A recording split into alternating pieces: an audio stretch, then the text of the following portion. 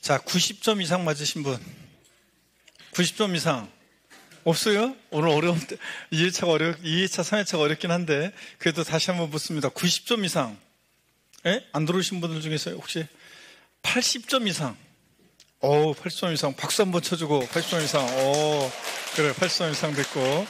좋습니다. 그래서, 하여튼 여러분들 그 점수 일단 실망하지 않으라는 거 항상 실망하지 말고 틀린 문제 반드시 보완해서 실전에서 안 틀려서 합격하면 끝입니다. 여러분들 60점으로 합격하든 딱점으로 합격하든 80점으로 합격하든 무조건 합격한 거고, 그 다음에 아무도 여러분이 공인중개사 실무에 나갔을 때 80점으로 합격했든 90점으로 합격했든 아무도 점수를 물어보지 않습니다. 여러분들 몇 점으로 합격했는지는 합격만 하면 되니까 틀린 문제 보완하셔가지고 실전에서 안 틀리면 되고요. 그 다음에 실전에서 항상 제가 이제 계속 마지막 주에 주의사항 말씀드릴 건데, 여러분들 그 마지막 주에는 전부 다 오셔야죠? 4주차에는. 그래가지고 저랑 같이 마지막으로 인사하고 저의 기도 받고 마지막 인사하고 그래야죠. 그래서 여러분들 이따가 그러니까 맨 마지막 날 하여튼 인사도 안 하고 우리가 이렇게 배우는데 인사도 안 하고 그냥 가는 사람이 있어요. 말 한마디도 나랑 안 하고 그냥 가버린 사람이 있는데, 제가 항상 했지만 인생은 그렇게 살면 안 된다고 그랬습니다, 여러분들. 그래가지고 공인중개사 그런 사람들이 공인중개사 잘하겠다. 아이고, 그런 마인드로 해가지고. 그래서 인강수강생 여러분들 중에서도 마지막으로 인사말 한마디씩 홈페이지에 남겨놓으시기 바라고. 그래서 마지막으로 서로 인사도 하고 그렇게 잘 배웠다 이렇게 인사도 하고 이렇게 해야죠. 여러분, 제가 그래서 마지막 날은 저 인사도 하고 저랑 같이 저희 기도 받고 또 합격 세레모니도 한번 하고 이렇게 마지막 날 4주차 때 하겠습니다. 그러니까 4주차 때 꼭 오시고, 그 다음에 또 끝나고 또 시험 때까지 인터벌이 기니까 제가 우리 현장에 계신 분들한테는 제가 제 전화번호도 알려줄 건데, 인생 상담은 못 해줍니다, 여러분들. 제가 힘들어한다. 일정이 너무 고단해가지고 제가 쉴 시간이 없어요. 제가 힘들고 제 인생도 고단하기 때문에. 그래서 인생 상담 못 해주고, 인터벌이 시험 때까지 길어가지고 혹시 이렇게 이제 홈페이지에다가 질문하시거나, 근데 이제 급하거나 그러면 나중에 시험 바로 직전에 급하거나 그러면은 문자 메시지로 남겨놓으셔야 됩니다. 그래서 밤에 쓸데없이 전화하고 그러면 안 됩니다, 여러분들. 그래서 낮에 문자 메시지 남겨놓으면 제가 즉각 응답해가지고, 누구라고 이렇게 하면 제가 즉각 응답해가지고 하겠습니다. 인강수강생분들은 홈페이지에 궁금하신 거 있으면 나중에 시험 전에도 올려주시고요. 자, 글 올려주시고. 자, 그렇게 합니다. 자, 그럼 이어서 보겠습니다. 24번 문제 보시면, 그리고 한 가지만 더 하면, 제가 이제 다음, 특히 마지막 주에 여러 가지 이제 시험 전에 여러분들 당부 말씀, 시험 전에 어떻게 이제 할지, 2주 동안 어떻게 보낼지, 또 그 다음에, 마지막 이제 마무리 전략이라든가 시간표 어떻게 공부할지, 또 그 다음에 시험 전날, 당일날 여러 가지 주의사항들 좀 말씀을 드릴 거지만, 한 가지 꼭 말씀드리면, 시간 안배라는 게 하여튼 딱 봐서 못 보던 거다. 그러면 여러분들이 이렇게 공부 저랑 9, 10월 달만이라도 그렇고 쭉 공부했어요. 쭉 했는데, 그랬는데도 공부를 쭉 했는데 못 보던 게 시험장에 나왔다. 그러면 그냥 세법은 항상 한 번도 안 나왔던 부분에서 한두 문제 나오잖아요. 그런 것들은 또 5개 지문 속에서 못 보던 지문이 또 이렇게 들어있기도 하고요. 그러면 그런 거 봤을 때 당황할 필요 없다고 그랬습니다. 옛날 시험 문제 쉽게 나올 때도 항상 세법은 한 번도 안 나왔던 부분에서 이렇게 틀리다고, 절대평가에서 절대로 틀리다고 내는 문제, 그런 문제들이 나오잖아요. 그러니까 그런 거, 계산 문제, 이런 것들 해서 한 3문제 정도는 그냥 딱 봐서 못 푸는 걸 하면 제껴놓고, 계산 문제 나오면 일단 제껴놓고, 다른 거 똘똘한 문제 다 풀어놓고, 그 다음에 이렇게 하시면 됩니다. 확실하게 이게 답이다, 이런 것들은 아주 학급 난이도 문제는 그런 것들은 확실하게 답이야. 이런 것들은, 실전에서 이렇게 보면 다른 과목도 그렇고, 한 40% 정도밖에 안 돼요. 이게 확실하게 답이다, 이런 것들은. 근데 나머지는 되게 이게 답인 것 같은데 이렇게 하면서 문제를 풀어요. 그러다 보니까 왠지 문제 풀면서 왠지 뭔가 딱딱 떨어지고 이게 확실하게 답이다 이런 게 없는 것 같으니까 시험을 못 본 것 같지만 나중에 맞춰보면 다 그런 것들을 이거 온 것 같은데 이런 것들이 다 공부해가지고 실력인 거예요, 여러분들. 그래서 그런 식으로 해서 그런 게 또 한 30-40% 되고 그렇습니다. 그 다음에 한 또 이 30%는 이제 여러분들 상급 난이도라든가 킬러 문제는 여러분들 못 보던 거라든가 아니면 공법이라든가 세법에서는 이제 한 번도 못 보던 게 나오기도 하고, 그렇잖아요. 그런 것들은 여러분들이 한 번도 못 보던 거 그런 것들은 공법 교수님들도 우리 진 교수님이라든가 이런 분들도 그런 것들은 어떤 것들은 우리 제가 맨날 항상 이렇게 답 맞추는 거 보면은 공부 교수님들도 몇 문제는 이게 확신이 없어가지고 꼭 법조문을 찾아가지고 이게 답을 고르고 그런 것들이 있더라고요. 그런데 그런 걸 여러분들이 밥만 먹으면 20년 넘게 맨날 그 공법만 강의하고 그런 사람들도 못 보던 것들이 나오는데 여러분들이 그런 걸 어떻게 맞춥니까, 여러분들? 그러니까 그런 것들 때문에 시간 당황하거나 또 시간을 소요하거나 그럴 필요가 전혀 없단 말이죠. 그래서 그런 것들을 제끼고 이렇게 해서 당황하지 말고 확실하게 답인 것이 아닌 것들이 나오더라도 이것도 실력이라는 거.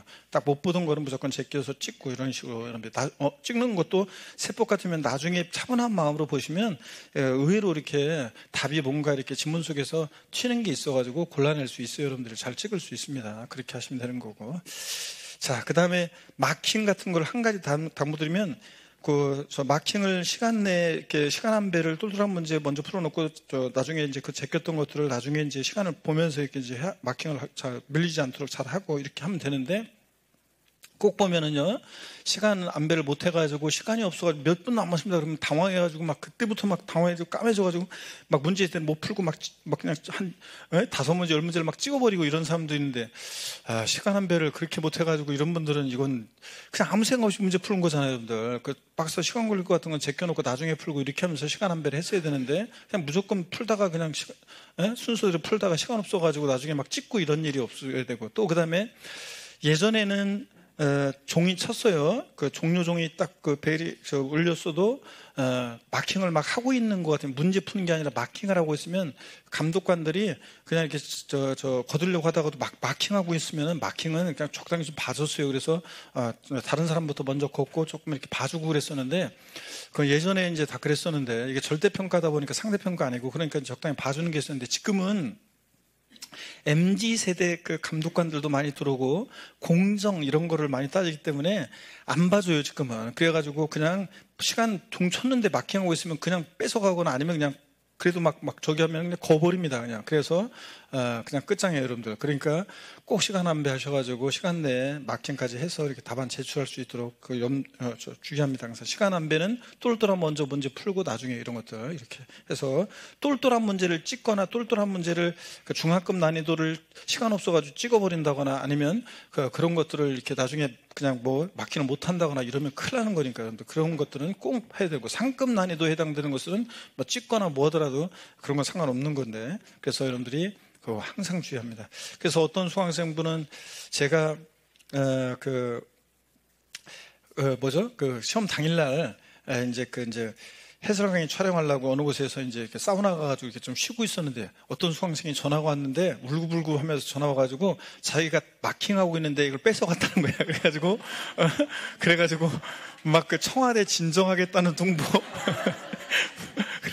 여러분 대통령이든 누구든 누구도 종료 벨이 울렸는데 마킹하는 걸 뺏어가는 거에 대해서는 그 누구도 도와주지 못합니다. 그쵸, 여러분들? 대통령도 못 도와줘, 그런 건.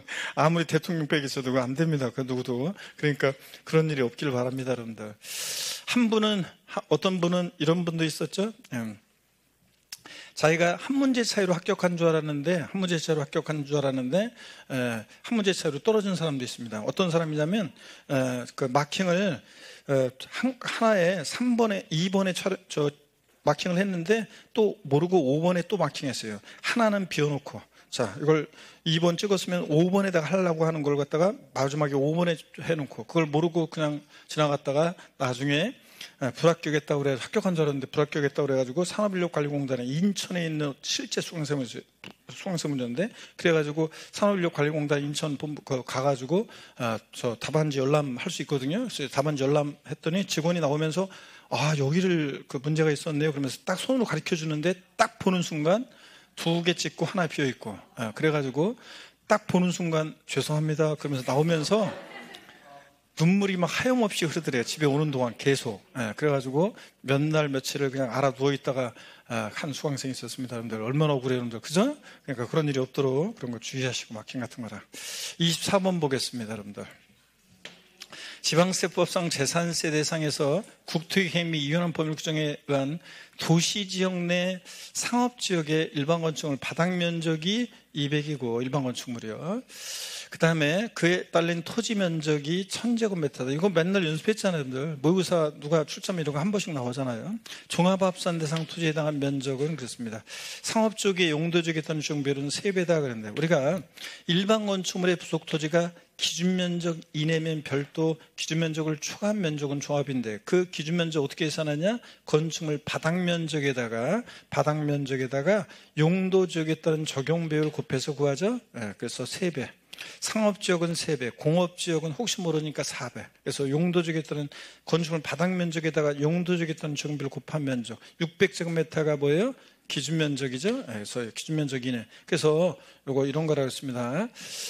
자 보시면 이거 아까 한 거.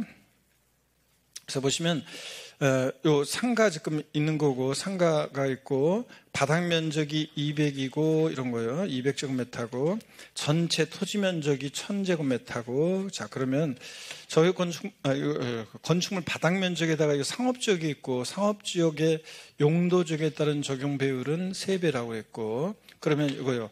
별도 합산 면적은 몇 제곱미터고 종합 합산 면적은 몇 제곱미터고 분리대상 토지 면적은 몇 제곱미터냐 이런 거 했잖아요, 여러분들. 그러면 자 이 일반 건축물의 부속 토지 기준 면적 이내가 별도인데 자 바닥 면적에다가 용도지역에 따른 적용 배율 2, 3은 600제곱미터가 기준 면적 이내니까 별도. 그다음에 종합 합산 면적은 전체 1000에서 기준 면적을 초과한 면적이 종합 합산이잖아요. 기준 면적을 초과한 면적 1000에서 600 빼니까 기준 면적 뺀 면적 400제곱미터가 기준 면적을 초과한 면적이니까 종합이고 분리상 토지는 해당 사항이 없고요. 요거 이런 거 할 수 있어야 되겠습니다, 여러분들. 자, 계속해서 보시면 그래서 요 정답은 종합합산 면적이니까 몇 제곱미터? 400제곱미터고요. 25번 보겠습니다. 국내 소재 부동산에 대한 종부세법상 2025년도 귀속 종합부동산세에 관한 설명으로 틀린 거 그랬습니다, 여러분들. 신탁재산의 위탁자가요. 우리가 재산세나 종부세나 신탁재산은 위탁자가 납세무자인데 위탁자가 종부세나 강제징수비를 체납했습니다. 그래서 위탁자의 다른 재산에 대해서 강제징수에도 징수할 금액에 미치지 못하면 해당 신탁재산에 누가 수탁자가 그 신탁재산으로서 위탁자가 못 내는 종부세 등을 납부할 무가 있다고 그랬습니다, 여러분. 그래서 요거 작년에는 신탁재산 위탁자가 납세무자인데 종부세 문제에서 수탁자로 바꿨고 이거 수탁자 물적 납세무 요 규정을 위탁자를 수탁자를 위탁자로 바꿔서 시험 문제 나왔었습니다. 그래서 재산세도 똑같은 내용이 나옵니다, 이거. 그래서 1번이 정답이고요. 그 다음에 지방세법상 분리대상 토지하고 토지 중에서 별도 종합만 종부세 대상이지 분리대상 토지는 저유리든 고유리든 종부세가 아니고 건축물은 어떤 건축물이든 상가용이든 공장용이든 고락장용이든 종부세 대상이 아닙니다. 그 다음에 법령이 정하는 합산배제 임대주택과 거주주택 자, 한 채만 보유한 경우에, 자, 그러니까 임대주택하고 거주주택 한 채를 보유한 경우에 1주택만을 보유하는 것으로 본다. 여러분, 우리가 주택이 2채인데도 보세요. 일반 주택이 있고, 그 다음에 과세표준 합산배상 주택 중에서 등록 문화유산 주택이나 기숙사 및 사원용 주택이나 미분양 주택 같은 애들은 이렇게 주택이 2채지만 얘네들을 주택 수에서 제외해서 1세대 1주택자로 봅니다. 근데 임대주택은 주의하셔야 되는데 임대주택과 고주택이 있을 때는 이 임대주택을 주택 수에서 1세대 1주택자 그 판단할 때 주택 수에서 제외하려면 이 거주주택에서 주택 소유자가 주민등록이 되어 있고 실제 거주하는 경우에 한정해서만 임대주택은 주택 수에서 제외해서 1세대 1주택자로 봅니다. 그렇죠, 여러분들?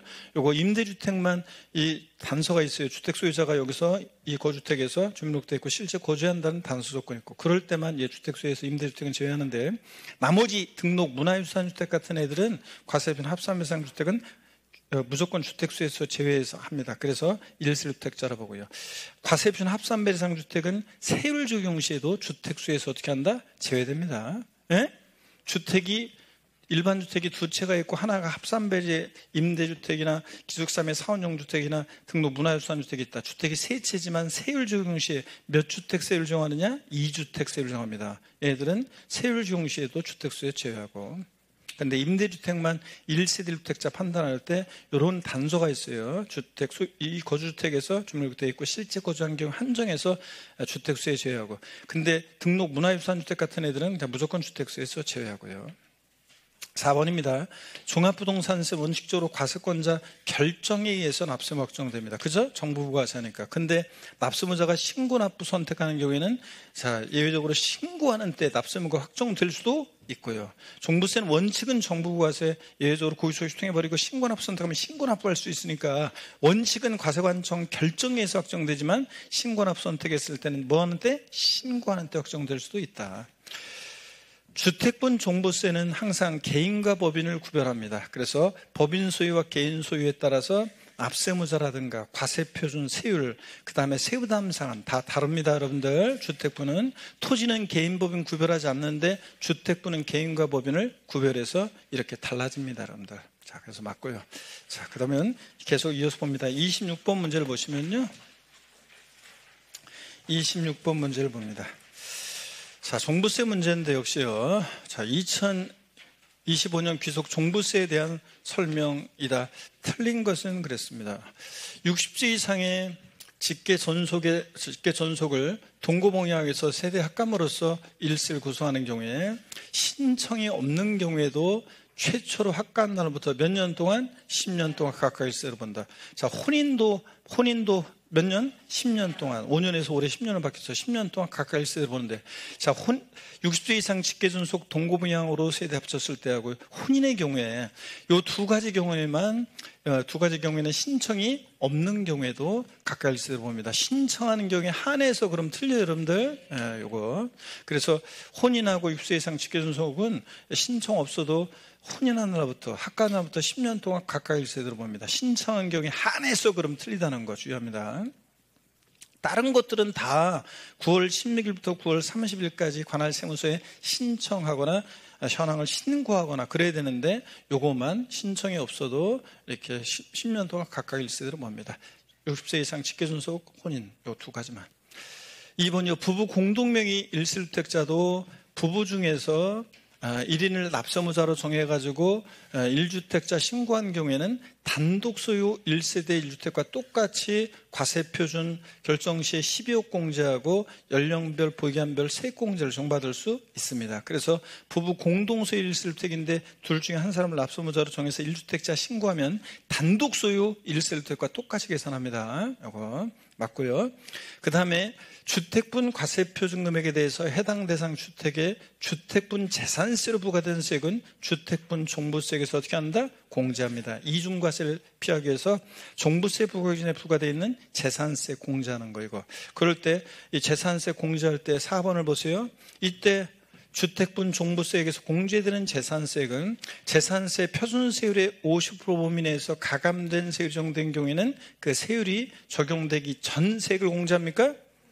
아니고 적용된 세액을 공제하고, 재산세 세부담 상한을 적용받았을 때는 상한을 적용받기 전 세액을 공제합니까? 아니고 세부담 상한을 적용받은 세액을 공제합니다.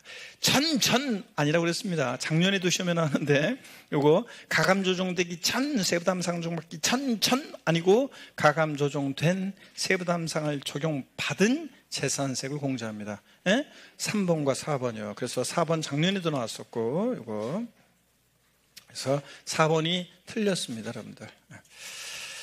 그 다음에 5번, 만약 갑이 비구자로서 국내 사업장도 없고, 마돈나가요, 우리나라에 부동산 갖고 있어요. 그러면 국내 사업장도 없고, 국내 원천 수익이 발생하는 장소도 없을 때는 그러니까 주택이나 토지 소재지를 납세지로 하는 예외도 있다는 거. 우리가 거주자일 때 종부세 납세지는 주소지인데, 근데 비고조화가 납세무자일 때는 국내 사업장이 있으면 사업장 없어야죠. 비고조화는 국내 주소나 183일 이상 거주 없는 거주자니까, 없는 사람이니까 비고조화 경우는 주소지로 고소지로 갈 수 없으니까 국내 사업장에 있으면 사업장 소지, 국내 사업장에 없으면 국내 원천수익이 발생한 장소. 근데 이 둘 다 없어. 그러면 주택이나 토지 소재지를 납세지로 하는 예외도 있다는 거, 비고자일 때. 그래서 여러분들 그럴 때 다만 주택이나 토지가 둘 이상이면 공시가의 가장 높은 주택이나 토지 소재지를 납세지로도 합니다. 그래서 비고자일 때 이렇게 부동산 소재지로 가는 예외도 있다는 것도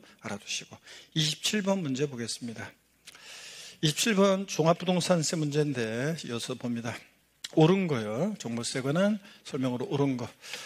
자, 비과세 감면 특례 고려하지 않고요. 별장과 고급택은 주택분 종부세 대상이 되는 주택에 포함되지 않는다. 그래요? 아까도 나왔었지만, 자, 별장, 살성산 제외돼서 재산세에서 일반적과 똑같이 과세하고, 고급택 취득세만 중과세고, 재산세 일반적과 똑같이 과세하니까, 별장 고급택은 재산세에서 일반 똑같이 과세하니까 종부세 주택에 포함됩니다. 주택분 종부세 대상에 포함하고.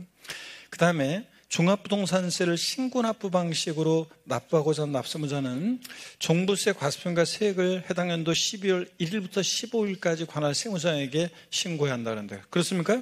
네, 종부세는 납기는 관할 세무장이 세액을 결정하여서 부가징수할 때도 12월 1일부터 15일까지 부가징수하고 납세무자 고의소유 통해 버리고 신고납부 선택할 때도 무조건 언제? 12월 1일부터 15일까지입니다. 그래서 맞습니다, 여러분들. 종부세 시험에서 최근에 나왔던 것은 신고납부 선택할 때 요거 12월 16일부터 11월 30일까지 부가징수한다고 바꿔서 내는 적도 있는데 아니고 종부세는 부가징수하든 신고납부하든 무조건 언제요? 12월 1일부터 15일까지입니다. 여러분 꼭 알아두시고 2번 정답. 법인이 납세 의무자인 경우에 주택분 과세표 결정 시 공시가격 합산액에서 공제되는 금액 얼마입니까 여러분? 빵원이지 영원. 그래서 우리 주택분 종부세 과세표 결정 시에 공시가 합산액에서 1세대 1주택자는 12억 공제하고 법인은 영원 공제하고 나머지는 9억 공제하고 이거죠.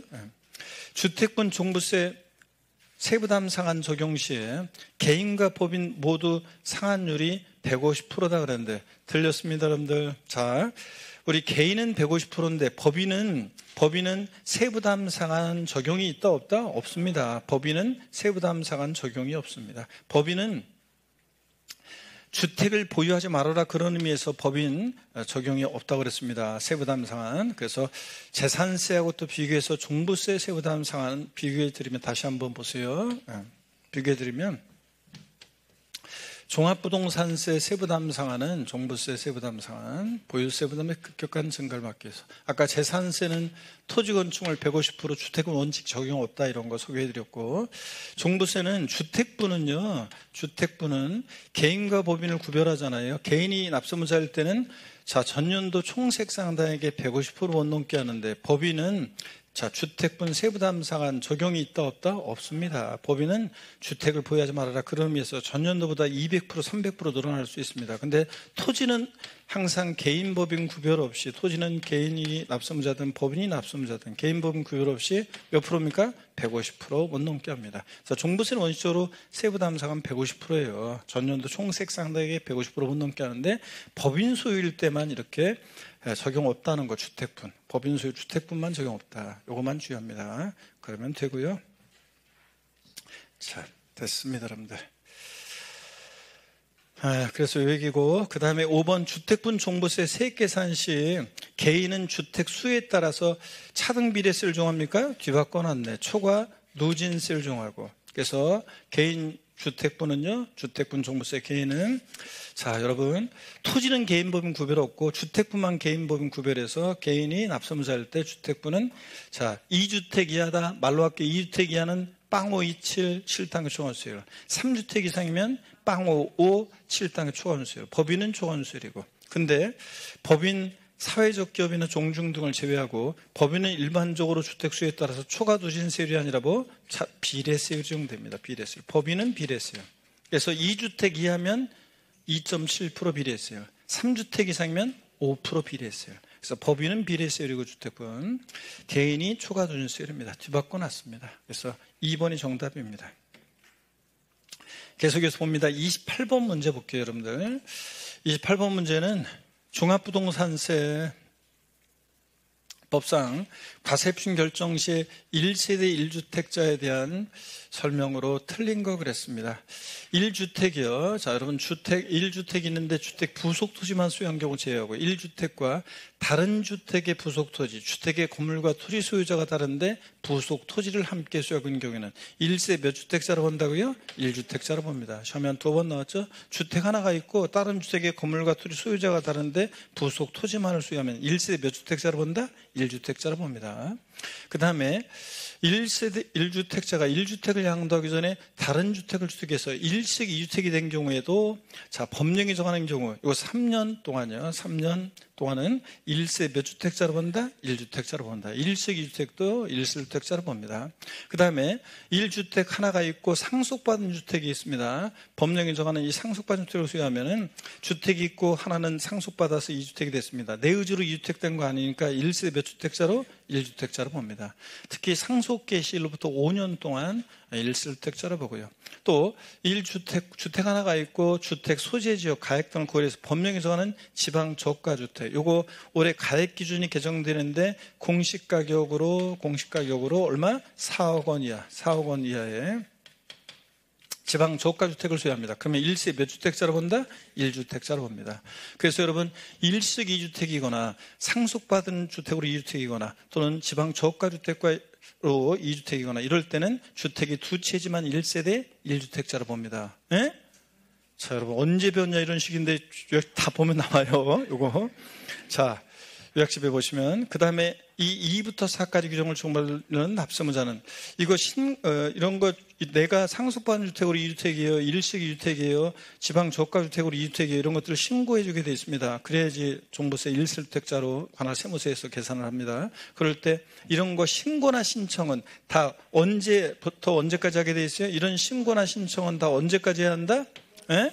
자, 이거 신고나 신청은 다 언제예요? 9월 16일부터 9월 30일까지 9월 16일부터 9월 30일까지 하게 되어 있습니다. 이런 신고나 신청은 과세표준 합산배례상 주택을 보유할 때 주택 보유현황 신고도 그렇고 이런 신고나 신청은 다 언제 하게 되어 있다? 9월 16일부터 9월 30일까지요. 납기하고 헷갈리면 안 되고 9월 16일부터 9월 30일까지입니다. 그래서 5번이 틀렸습니다, 여러분들.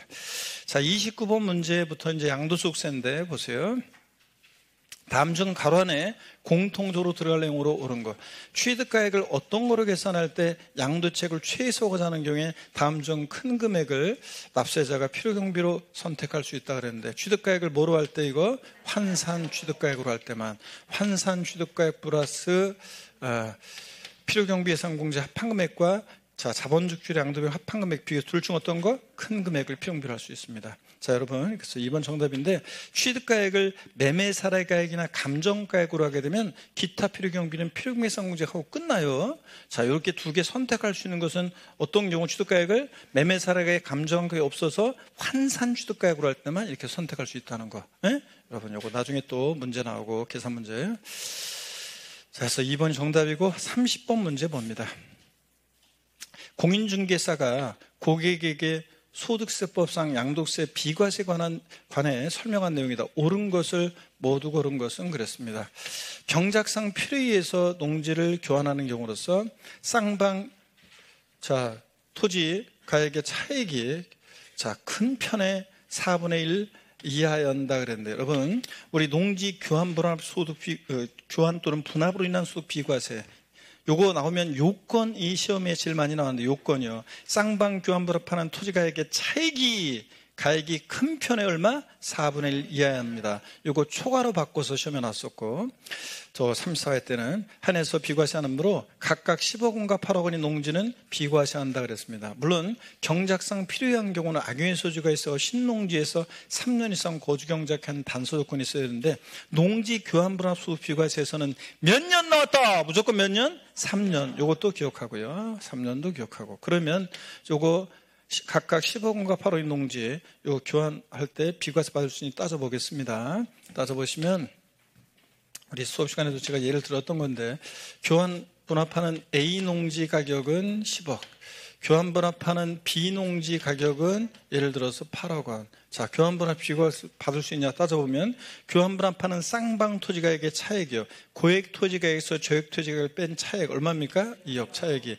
큰 편 토지가격이 얼마? 4분의 1 이하. 작거나 같아야 합니다. 10억에 4분의 1이니까 얼마요? 2억 5천. 그러니까 차액이 큰 편 토지 4분의 1보다 작죠? 그러니까 A농지와 B농지는 교환번호 없이 비과세 받을 수 있다 그랬습니다. 그래서 이 식의 의미도 알아둡니다. 다시 한번. 자, 좋습니다, 여러분들.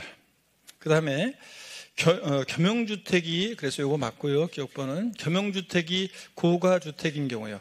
자, 주거와 주거 이외 용도에 겸용되는 겸용주택이 실지 양도한 가액이 12억을 초과하는 고가주택이다. 그러면 자, 보세요. 주거 면적이 주거 EMF보다 큰 경우에도 주거 부분만 주택으로 본다. 즉 법령에 어떻게 되어 있냐면 겸용주택이 고가주택인 경우에는 주택 이외 부분은 주택으로 보지 않는다. 주택 이외 부분은 주택으로 보지 않으니까 결국은 주거 부분만 주택으로 본다는 얘기입니다. 그래서 요거 주거 면적이 크더라도 주거 부분만 주택이요. 근데 고가주택이 아닐 때 겸용주택하고 비교해 보면 여러분 보세요. 겸용주택 주거와 주거 이외 용도에 겸용되는 겸용주택이요. 1세대 1주택 비과세 요건을 갖추고 있을 때 비과세 과세면적 같은 거 계산할 때 한번 보세요, 여러분들. 요거 자.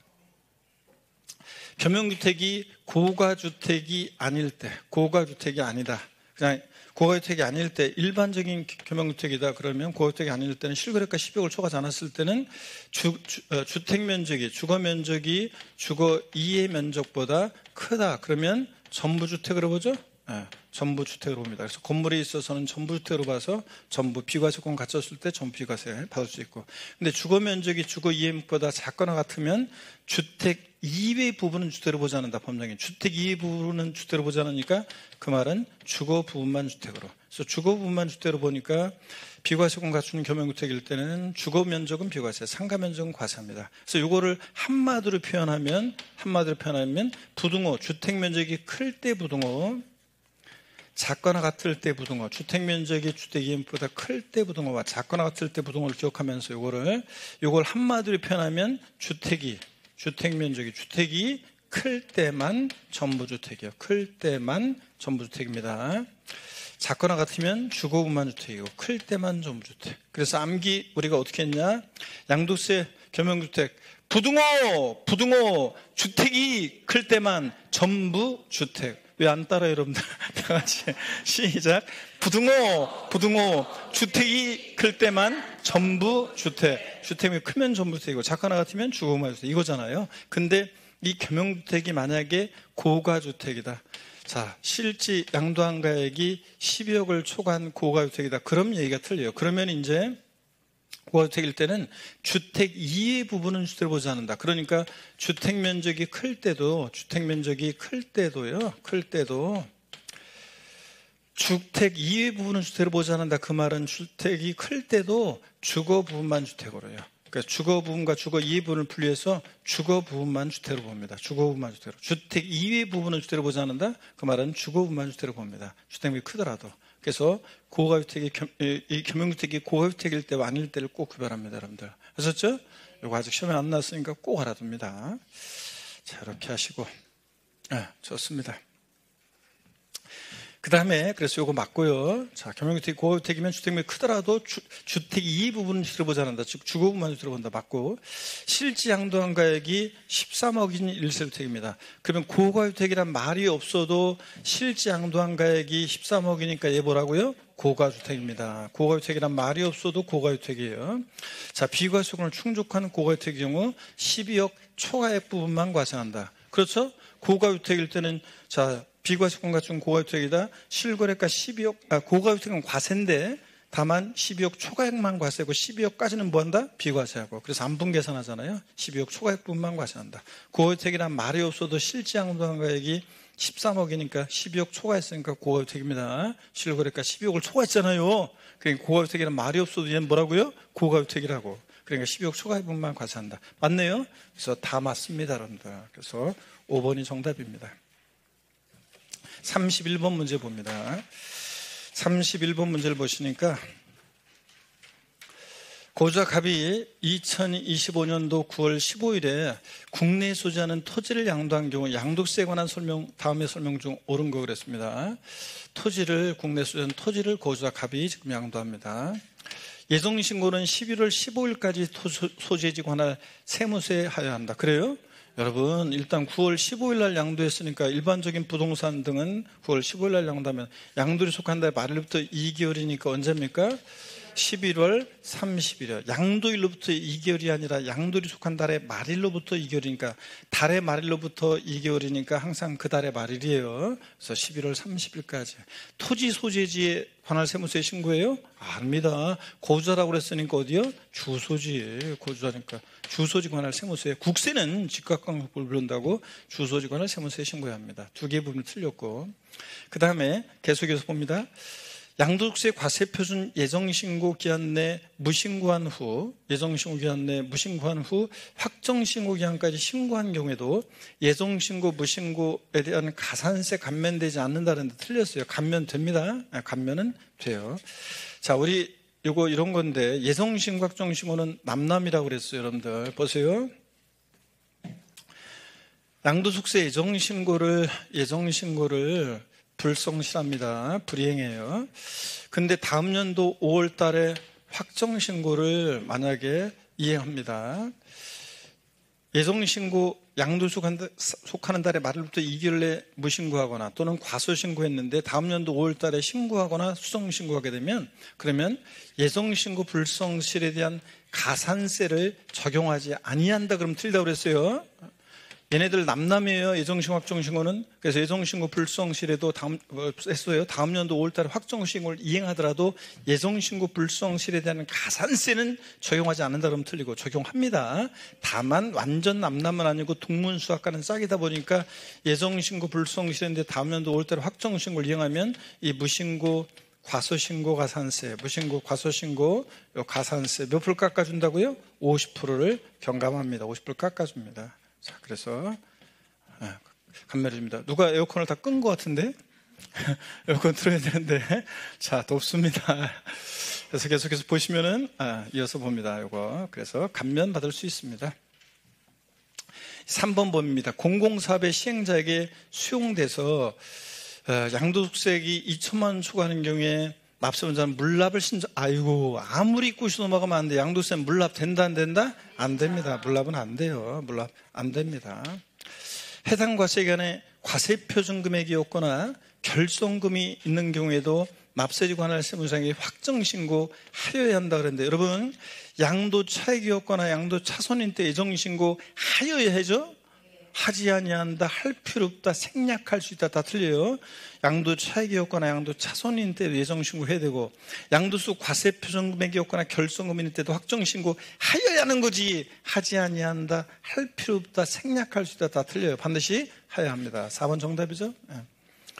토지거래 허가구역 내 토지를 양도하는 경우로서 허가일 전에 대금이 청산된 경우라면 양도일이 속한 달부터 2개월 내 신고합니까? 아니고 토지거래 허가구역 내 거래인데 허가 전에 대금 청산됐다.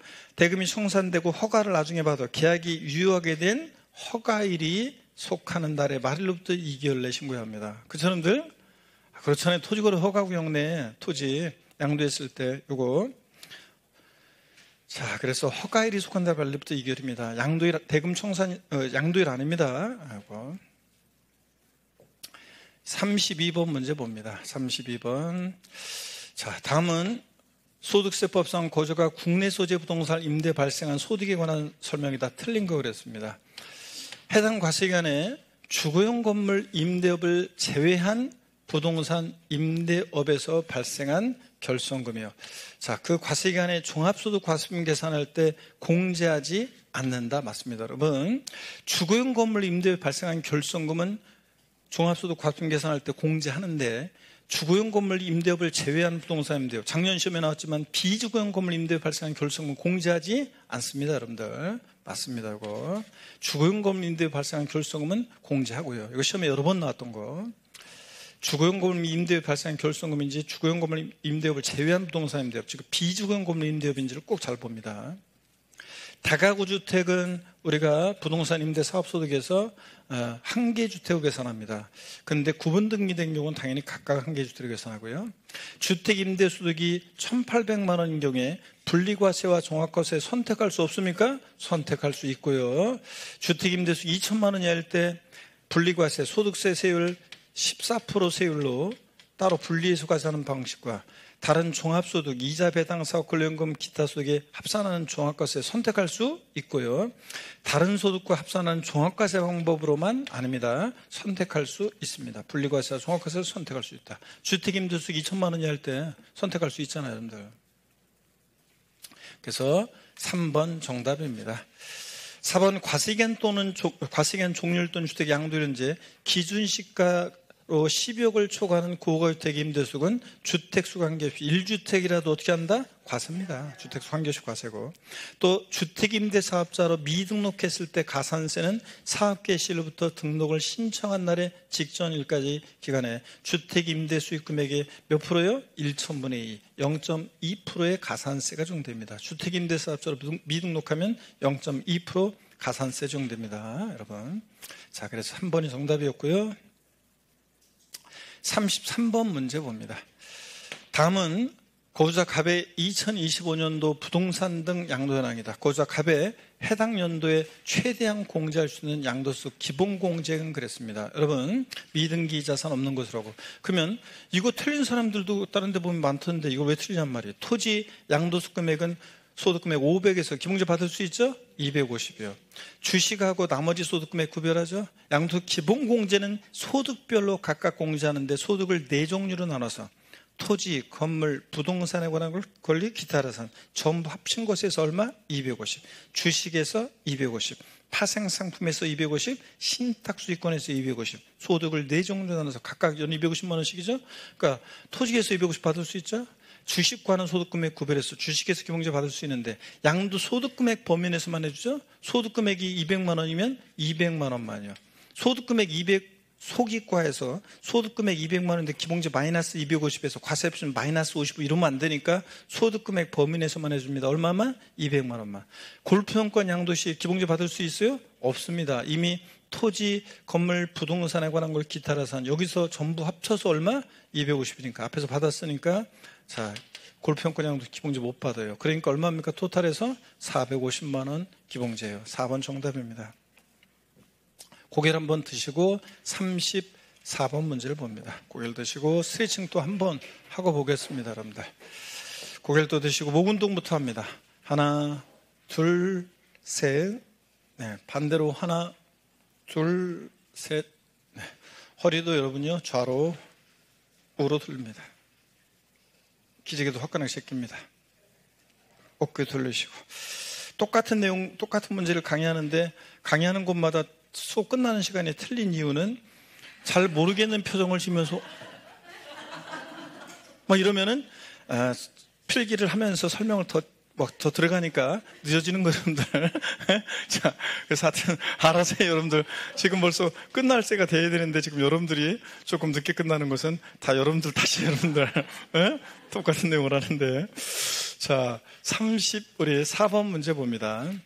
소득세법상 양도숙세 양도가 아닌 거 그랬는데 우리 양도숙세 양도가 뭐냐? 이거 양도세 양도는 한마디로 사실상 유상이전이다. 올해는 하여튼 양도숙세 양도에 해당하는 거 해당하지 않는 거 잘 보시라고 했는데 사실상 유상이전이다. 양도세 양도 사실상 이전만 하면 되고 등기록과 무관하고 사실상 이전이지 형식적 이전은 양도가 아니고 반드시 대가를 받고 유상 이전이지 무상 이전은 양도가 아니고 다른 무상 이전 대응이 없다고 했고요.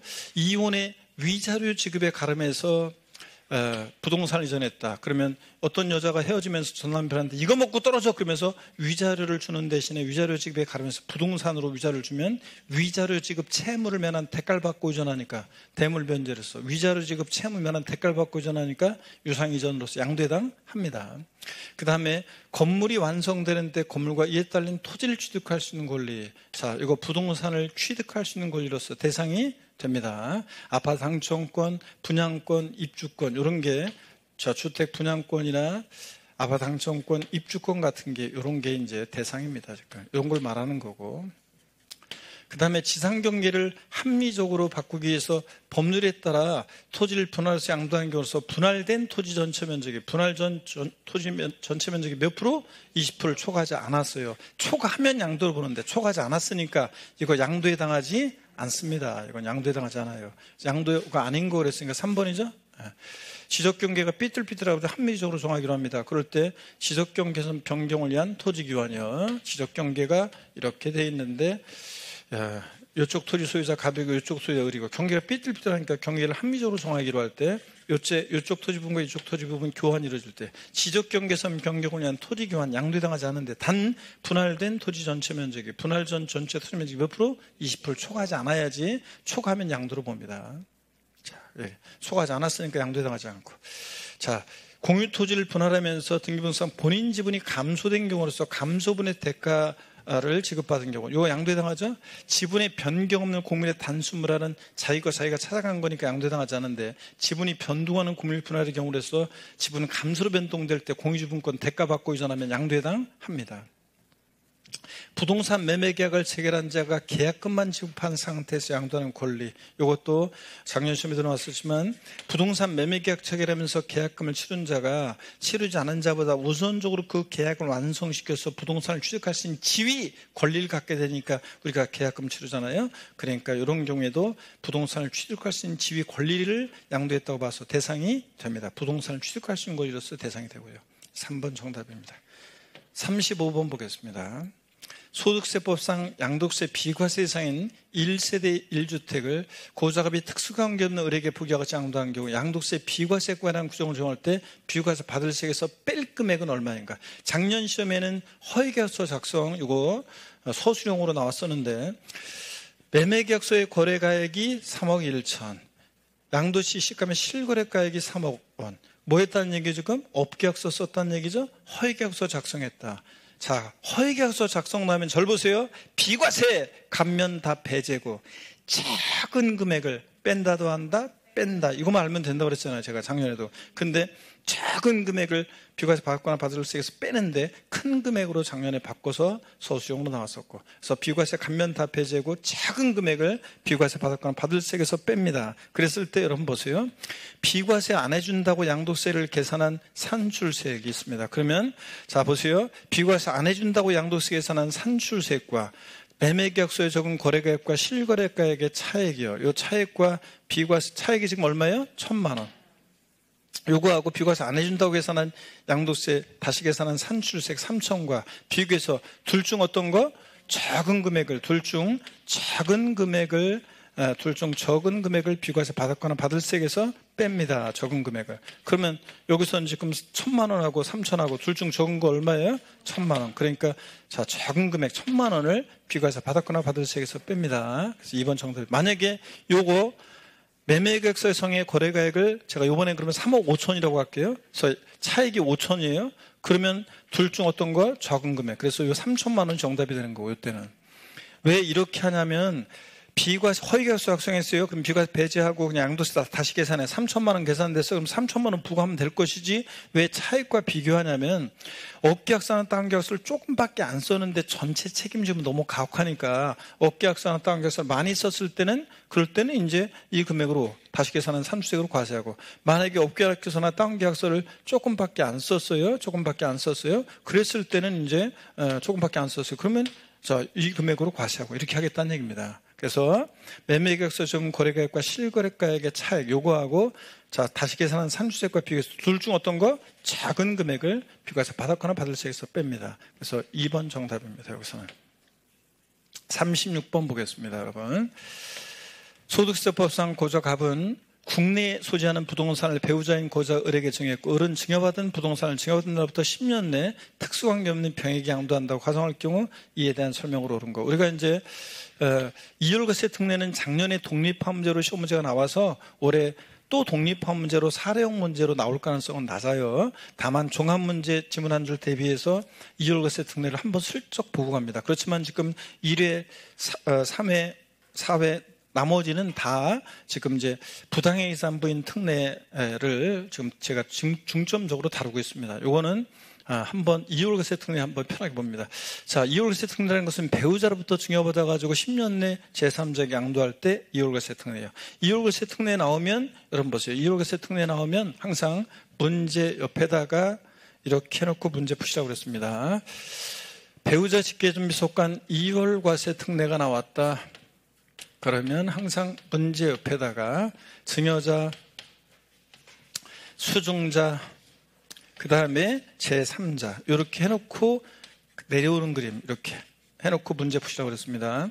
그래서 증여자와 수증자는 어떤 관계냐면 배우자 직계준비속 관계고, 배우자 직계준비속으로부터 증여받은 자산을 몇 년 내? 10년 내 양도할 때 이월과세 특례 적용됩니다. 배우자 직계준비속으로부터 토지, 건물, 무슨 이용애용권, 부동산을 취득할 수 있는 권리, 또 양도일 전 1년 내 증여받은 주식 이런 것들을 증여받아 10년 내 양도할 때 특례 적용됩니다. 누가 납세의무자입니까? 이월과세 특례는 수증자, 증여받은 배우자의 직계준비속이 납세의무자예요. 근데 잘 보세요. 근데 얘가 납세의무자인데 취득가격과 취득시기는 증여자가 증여한 배우자의 직계준비속이 취득한 가격으로 증여자가 취득한 때로 이월합니다. 여러분 보세요. 이월과세 특례에서 이월한다는 것은 납세의무자는 수증자인데도 취득가격과 취득시기는 증여자가 취득한 가격으로 취득한 때로 이월합니다. 그래서 증여자가 취득한 가격으로 취득한 때부터 부의한 계산하고, 기납부한 증여세, 작년에 이게 정답 주문이었는데 기납부한 증여세 필요경비로 산입해서 공제받을 수 있습니다. 자, 어떤 수강생분이 아니 잔머리 쓰는 사람들한테 왜 혜택을 줍니까? 그런데 이거 혜택 주는 거 아니라고 그랬어요. 원래는 기납부한 증여세 산출세에서 세액공제 되는데 필요경비 산입하는 것은 불이익을 주는 거예요. 자, 그래서 시험에서 예전에 기납부한 증여세는 산출세에서 세액공제한다 이렇게 나온 적도 있는데 틀려요. 필요경비 공제하는 것이 세액공제 아니에요. 그리고 증여자와 수증자는 어차피 배우자 직계준비속은 한 몸이니까 연대납세의무가 있다 없다? 없고요. 연대납세의무가 없고요. 이 얘기입니다, 여러분들. 이게 핵심이에요. 네. 자, 그러면 이어서 보겠습니다. 이걸 바탕으로 이어서 볼게요. 자, 이월과세 특례 납세의무자는 누구라고요? 네? 수증자, 을입니다. 각각 을은 양도세 납부에 연대납세의무가 있다 없다? 없습니다. 연대납세의무는 없고요. 자, 그래서 어차피 한 몸이니까 2번 정답이죠. 3번 증여 이월과세 규정을 적용해서 계산한 결정세액이 이월과세를 적용하지 않고 계산한 결정세액보다 더 적으면 특례를 적용하는 게 아니라 적용하지 않습니다, 여러분들. 자, 어떤 수강생분이 아니요. 에? 이거 보세요. 특례를 적용하면 특례를 적용하지 않은 것보다 세금을 더 적게 받아요. 그럴 때는 특례를 적용하지 않습니다. 적용한다 틀렸습니다. 어떤 수강생분이 아니 국가가 국민들이 세금을 더 적게 받을 수 있는 길이 있으면 적극적으로 특례를 적용해야죠. 이런 분이 계시는데 그래서 세금을 적게 받아야죠. 그런데 국가 땅 파서 국가 되는 거 아니고 특례를 적용해서 계산한 결정세에 특례 적용하지 않은 것보다 세금을 더 적게 받으면 특례 적용하지 않습니다. 사망으로 혼인관계가 소멸된 경우에 특례 적용합니까? 아니에요. 자, 이혼했을 때 혼인관계가 소멸된 경우 특례 적용합니다. 이혼했다고 해서 특례 적용 안 한다 그러면 다 법원에 손잡고 가짜로 이혼하기 때문에, 자, 그리고 판사 앞에서만 인상 빡빡 쓰고 이혼시켜달라고 하고 집으로 가서 둘이 손잡고 집으로 갈 거기 때문에 혼인관계가 소멸됐을 때는 특례를 적용하지 않지만 단 사망으로 혼인관계가 소멸됐을 때는 악용의 소지가 없잖아요. 특례를 적용한다 안 한다? 안 합니다. 양도소득의 비과세 대상에서 제외되는 1세주택인 특이하게도 고가주택을 양도할 때도 특례를 적용하지 않습니다. 여러분, 비과세형인 1세대 1주택을 양도했을 때 특례 적용 안 해요. 어차피 비과세니까. 근데 특이하게도 1세대 1주택인 고가주택을 양도할 때도 특례는 적용하지 않습니다. 어떤 수강생이 고가주택은 나쁜 거잖아요. 왜 고가주택이 나쁜 거예요? 1세대 1주택 투기 목적도 없고 주택 하나인데 가격이 상승해서 고가주택이 된 경우, 자, 이런 사람들 특례 적용하지 않습니다. 그래서 2번이 정답입니다. 넘어갑니다, 여러분들. 37번 문제 보니까. 자, 좀만 더 힘내시고요. 37번 문제는, 요거요. 자, 잘 보셔야 되는데, 양도소득세에 관한 설명으로 틀린 거 그랬습니다. 국내에산 양도하고요. 이 지적재산세에 관한 특별법규에 따라 경계확정으로 지적공상 면적이 감소돼서 지급받은 조정금은 요거 뭐합니까 여러분?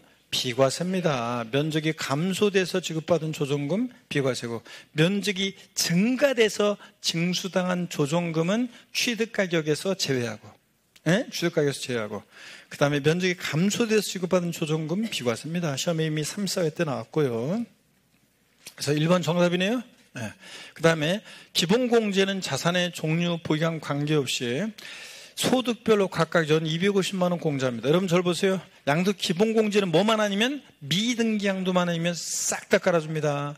기본공제는 국외자산이든 또 자산의 종류, 보유량 관계없습니다. 그래서 여러분들 장특공제는 헷갈리지 말고 등기 여부만 관계있어요. 기본공제는 6개월 보유하고 양도하는 골프영권의 경우에 장기 보유별 공제는 배제되지만, 그렇죠, 장특공제는 국내 소유자는 등기되고 3년 이상 보유한 토지 건물 조합원 입주권만 대상이니까 골프영권 기타로 사는 대상 아니에요. 근데 기본공제는 좌우지간 자산의 종류, 보유량 관계없이 공제받을 수 있고요.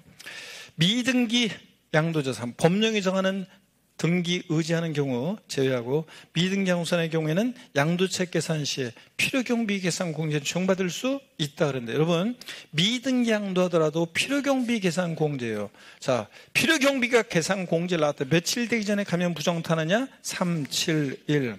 등기된 토지 건물은 취득 당시 기준일가의 필요경비 계산 공제율이 3%인데 미등기는 0.3%. 자, 미등기 양도하더라도 필요경비 계산 공제 0.3% 불이익이 있지만 적용받을 수 있습니다. 배제하는 건 아니고. 미등기 전세권, 지상권 대상이 됩니다. 지상권, 전세권은 등기와 무관하게 대상이 되는데 부동산 임차권은 반드시 등기된 것만 대상이지 미등기 부동산 임차권은 대상이 아니고요. 그 사람들 지상권, 전세권 등기와 무관하게 대상이 되는데 부동산 임차권만 채권이라 반드시 등기된 것만 대상이지 미등기 부동산 임차권 아니고요. 그 사람들 38번 보겠습니다. 소득세법상 고저 양도세에 관한 설명으로 옳은 거 그랬습니다. 여러분들. 자, 38번 봅니다. 확정신고를 하고자 하는 경우에 예정신고하지 않을 수 있다. 여러분, 다음 연도 5월 달에 확정신고 하고자 한다고 마음먹었다고 지금 양도리 속한 말일부터 2개월 내 예정신고 안 할 수 있습니까? 아닙니다. 예정신고는 강행적이에요. 지금은 무조건 부동산 팔았다, 양도리 속한 말일로부터 2개월 내 예정신고 해야 됩니다. 그래서 자, 예정신고 하지 않을 수 있다, 땡 틀렸습니다. 무조건 해야 됩니다. 예정신고. 양도소득세는 종합소득, 퇴직소득에 대한 과세품과 합산해서 계산합니까? 따로 양도소득은 분류과세하니까 양도소득만, 여러분 부동산 팔았어요? 다른 종합소득과 과세품과 구분해서 양도소득만 따로 구분해서 과세합니다. 구분해서 과세합니다. 그 다음에 예정신고 관련한 무신고가산세가 부과되는 경우에 그 부분에 대해서 확정신고 관련한 무신고가산세가 다시 부과되지는 않습니다. 다시 부과되지는 않습니다.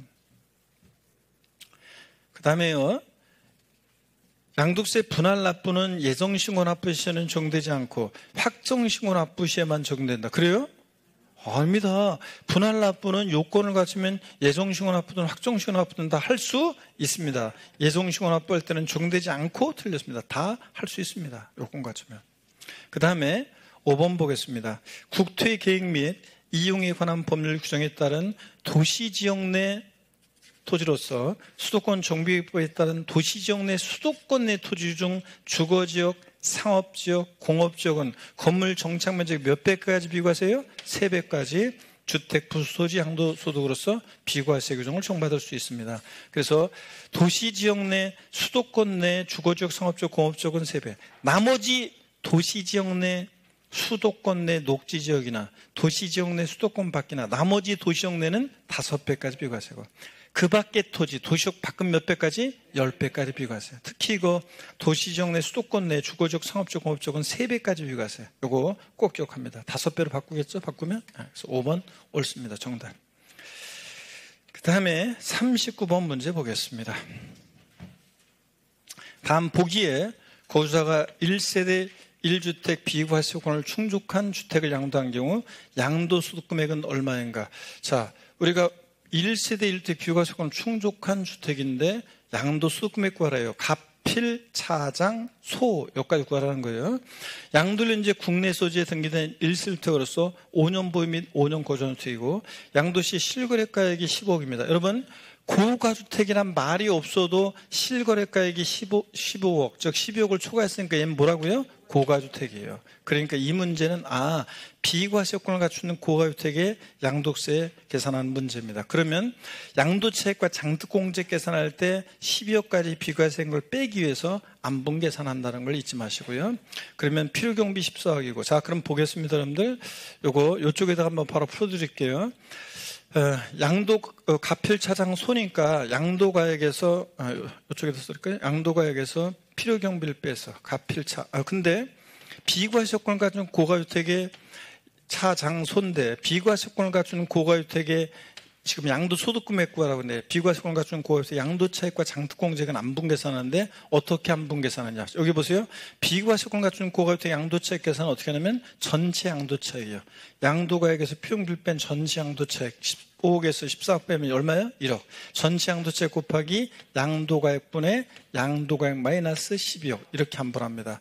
15에서 12 빼니까 3이고 요거 약분하니까 5분의 1이고 그러면 1억에 5분의 1이니까 양도차익 얼마입니까? 2천만 원이요. 그러면 자 가필차 장소요 이렇게 해서 이제 양도소득금액을 구해야 되는데 이 장기포용지액도 원래는 전체 양도차익 곱하기 보유기한별과 거주기한별 합한 공제율을 구한 전체 장특공제 곱하기 양도가액분의 양도마이너스 12억 안분해야 되는데 그럴 필요 없이 양도소득금액 구하라고 할 때 비과세요건 충족하는 고가주택 양도 장특공제액은 안분 계산해서 구한 이 양도차익에다가요 바로 장특공제 공제율을 적용하면 돼요.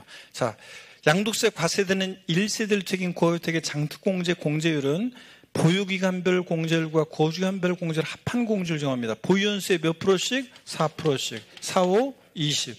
보유기간별 공제율 20%.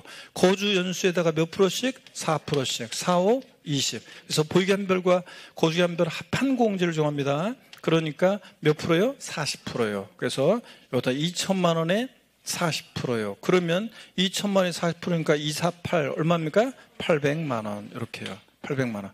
그래서 자 장특공제액이 800 나왔어요. 그럼 소득금액 구하라고 했으니까 2천에서 800 빼니까 얼마입니까? 1200만 원이 양도소득금액이 됩니다. 이해되십니까 여러분? 이렇게 해서 하는 거 한 번만 해보세요 여러분들 쫙. 자 그래서 1200만 원 1번 정답입니다. 40번 문제 보겠습니다 여러분. 라스트입니다. 40번 문제 보시면 자 다음 중 국외재산의 양도세에 대한 설명으로 옳은 것은 그랬습니다. 외국에서 납부한 국외산 양도세액은 국내에서 양도소득 산출세액에서만 공제 가능하다. 아니에요. 여러분 외국 납부 국외재산 양도세 외국에서 세금 납부한 것은 국내에 발생한 산출세액만 세액공제가 아니라 이거 필요경비로도 공제받을 수 필요경비 공제 방법으로도 공제받을 수 있습니다 여러분들. 그래서 외국에서 세금 낸 거요 이중과세 피하기 위해서 공제할 때 산출세액에서 세액공제하는 방법과 필요경비 산입하는 방법 중 우리가 어떻게 할 수 있다? 선택할 수 있습니다 여러분들. 그래서 산출세액에서만 틀렸고 필요경비 산입하는 방법과 이거 다시요 외국 납부 세액공제는 산출세액에서 세액공제하는 방법과 세액공제 방법과 그 다음에 필요경비에 산입하는 방법 중에서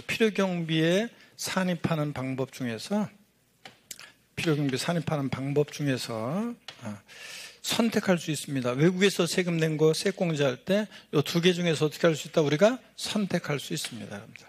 그래서 산출세액에서 세액공제 방법으로만 공제한다 그러면 틀려요. 예전에는 산출세액 세액공제 방법만 있었는데 지금 필요경비에 산입하는 방법하고 선택할 수 있습니다. 그래서 이런 식으로 오른쪽으로만 나왔었는데 바꾸면 이렇게 산출세액에서만 세액공제한다고 바꿀 수도 있어요. 자, 2번 봅니다 여러분들. 국외자산의 양도소득금액 계산할 때 3년 이상 보유한 부동산에 대해서는 장특공제 적용한다. 아이고 3년이 아니라 10년을 보유했어도 다른 나라의 국가경영제가 신경 안 써줘요. 국외자산은 장특공제 받을 수 있다 없다? 없습니다. 장특공제 안 돼요. 그 다음에 양도세 계산 시 양도가액에서 취득가액과 양도가액에서 양도세 계산할 때 국외자산 양도세 취득가액과 필요경비 계산 공제액을 차감하여 계산한다는데 이거 시험에 이미 나왔지만 국외자산 양도 시에는 필요경비 계산 공제는 적용받을 수 없습니다. 왜냐하면 필요경비 계산 공제를 왜 적용 안 하냐면 필요경비 계산 공제는 취득 당시 기준시가에다가 공제율 371 공제를 적용합니다. 필요경비 계산 공제율. 그러니까 미국 캘리포니아 주인 토지 팔았을 때 취득 당시 기준시가 우리가 어떻게 매겨요? 그러니까 기준시가에 관련한 내용이기 때문에 구예산 양도시는 필요경비 계산국에는 적용하지 않고, 자, 구예산 양도시 양도세 계산은 양도가에서 취득가액과 그 다음에 자본적 지출액 양도 비용을 요거를 공제 차감해서 계산합니다. 필요경비 계산국에는 적용 안 해요. 납세보자는 구계산 양도일까지 계속해서 몇 년 이상? 5년 이상 주소고수 등 고자만이 구예산 양도시 납세무자가 됩니다. 3년, 4년 주소고수자는 납세무가 있다 없다? 없어요. 구계산 양도가액은 실거래가액이 있는 경우에는 실지거래가액이 가고, 그렇습니다. 양도 당시 실거래가액 확인할 수 없다. 그러면 이제 그런 양도재산에 소지하는 국가의 현황을 반영한 시가에 따릅니다. 맞죠, 여러분들? 근데 시험에서 요거 몇 번 나온 것이 구계산 양도시 양도가액은 실지거래가액이 있는 경우에도 그 나라의 현황을 반영한 시가에 따른다. X입니다. 실거래가액이 있으면 구예산 양도시 양도가액과 취득가액은 실거래가를 적용하고, 실거래가액이 확인되지 않을 때 그 나라의 현황을 반영한 시가로 하고, 시가를 산정하기 곤란하면 법령이 정하는 보충적인 방법으로 정하게 됩니다. 양도가액과 취득가액을 구예산 양도시. 아시겠습니까, 여러분? 그래서 5번이 맞습니다, 여러분들. 자, 이렇게 해서 우리가 여기까지 봤고, 자, 여러분, 하여튼 2회차 문제 어렵습니다. 멘탈 관리로 해서 출제한 문제들도 있고요. 다음 주도 만만치 않습니다. 실전에서는 반드시 여러분을 당황스럽게 할 문제들이 잠깐만 여러분들 출제됩니다. 그래서 흔들리지 말고 똘똘한 문제들 먼저 손잡아주고 이렇게 합격할 수 있다는 거. 오늘은 이렇게 서로 꾹꾹 삼키면서 책장 넘기고 있는 여러분들에게 제가 뜨거운 응원의 갈채를 보냅니다. 여러분 보세요. 대추한 알이 저절로 붉어질 리 없다는 것을 새삼 깨닫는 9월입니다. 여러분 고생 많으셨고, 다음 주 3주차에 씩씩한 모습으로 다시 뵙겠습니다. 고맙습니다. 수고하셨습니다, 여러분.